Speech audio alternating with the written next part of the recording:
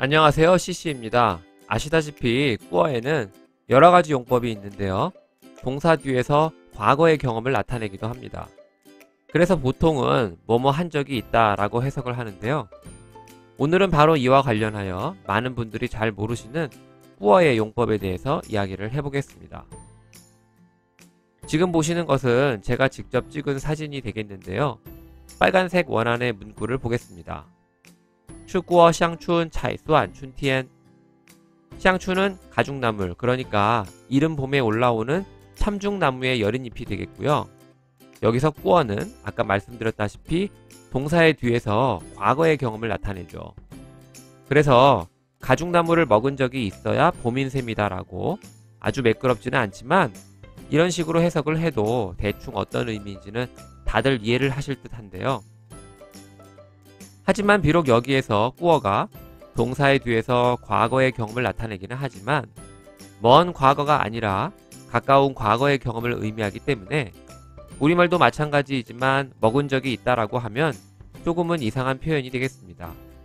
아마 이렇게 말씀을 드리면 무슨 말인지 이해를 잘 못하실 것 같은데 그래서 예를 좀 들어보겠습니다. 제가 참 좋아했던 영화 중에 매트릭스라는 영화가 있는데요.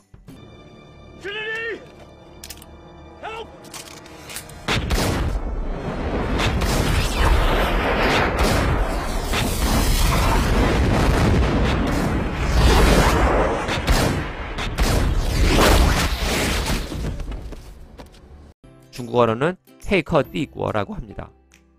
참고로 헤이커는 해커의 의미가 되겠는데요. 영화를 보신 분들이라면 왜 해커라는 표현이 나왔는지 쉽게 이해를 하시리라 생각이 됩니다. 아무튼 매트릭스 1편이 1999년에 개봉을 했으니까 꽤나 오래된 영화가 되겠는데요. 그래서 이런 표현이 가능하겠네요. 你看过黑客帝国吗? 해석을 해보면 매트릭스 본 적 있어? 이런 의미가 되겠습니다. 그런데 보니까 연말에 4편을 개봉한다는 소식이 있는 것 같은데요. 아직 개봉은 안 했지만 매트릭스 4편이 개봉된 지 얼마 안 됐다고 가정을 해볼게요. 그런데 생각을 좀 해보면 우리말도 마찬가지이지만 이런 경우에는 본 적 있어? 이런 식으로는 표현을 잘 하지 않는 것 같아요. 그래서 이때는 이런 표현이 가능할 것 같은데요. 你看黑客帝国了吗? 역시 해석을 해보면 매트릭스 봤어? 이런 의미가 되겠습니다. 그런데 이와 같은 경우, 그러니까 가까운 과거의 일인 경우에도 상황에 따라서는 꾸어를 함께 사용하기도 하는데요. 그래서 역시 다음과 같은 표현이 가능하겠습니다. 您看过黑客帝国了吗? 눈치를 채셨을지 모르겠지만 니가 아니라 닌이라는 표현을 사용했는데요.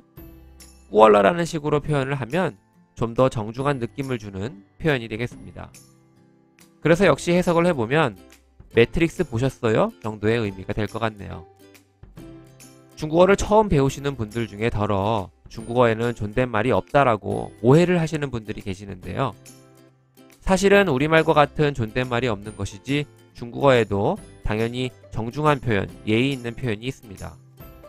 그래서 많은 분들이 아시는 표현이 되겠는데요. 예를 들어 吃饭了吗? 같은 표현은 밥 먹었어? 의 의미이기 때문에 예의를 차려야 하는 상대방에게는 쓰시지 않는 것이 좋겠습니다.